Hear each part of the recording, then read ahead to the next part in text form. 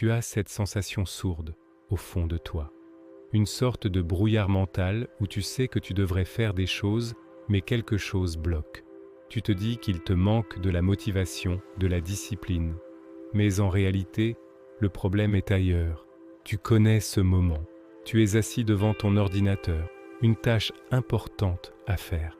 Tu pourrais t'y mettre, mais à la place, tu ouvres un nouvel onglet, tu scrolles sans but. Ce n'est pas de la paresse, c'est autre chose.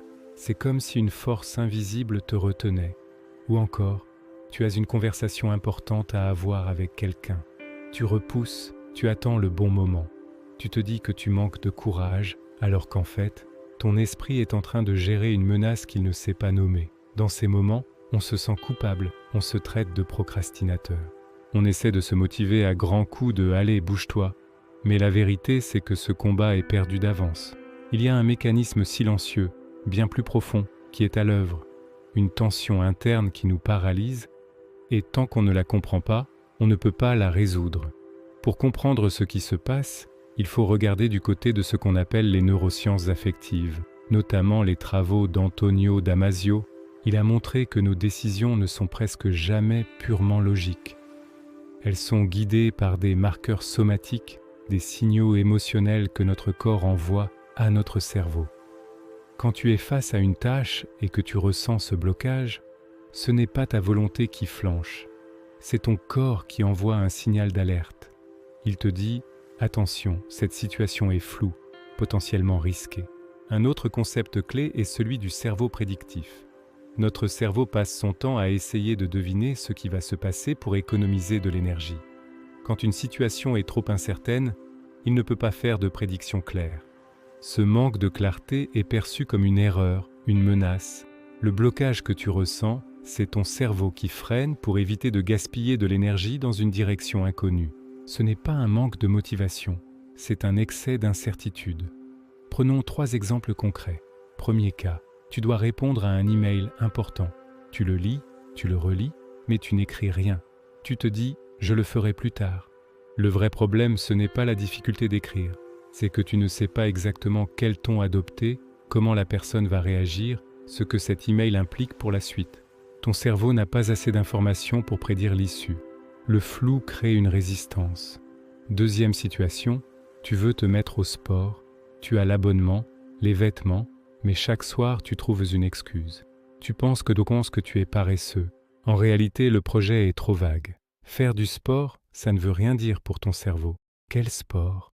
Quand exactement? Combien de temps? Avec quelle intensité? Sans cette clarté, le projet reste une abstraction menaçante. Troisième exemple, tu dois prendre une grande décision dans ta vie, comme changer de travail. Tu pèses le pour et le contre, mais tu restes paralysé. Ce n'est pas la peur du changement qui te bloque, c'est le manque de clarté sur ce que serait concrètement ta vie après. Tant que le chemin n'est pas un minimum balisé, ton système nerveux te maintiendra à l'arrêt. Dans chaque cas, ce n'est pas la volonté qui manque, mais la clarté. Ce mécanisme est en fait une fonction adaptative incroyablement intelligente. Ce que nous percevons comme une faiblesse, comme de la procrastination, est une stratégie de survie de notre cerveau. Face à l'incertitude, qui est synonyme de danger potentiel depuis des millénaires, la réaction la plus sage n'est pas de foncer tête baissée, mais de s'arrêter pour collecter plus d'informations. Comme le dit Daniel Kahneman, notre esprit a 2 systèmes de pensée. Le système 1, rapide et intuitif, qui déteste l'incertitude. Quand il est face à une tâche floue, il déclenche une alarme émotionnelle.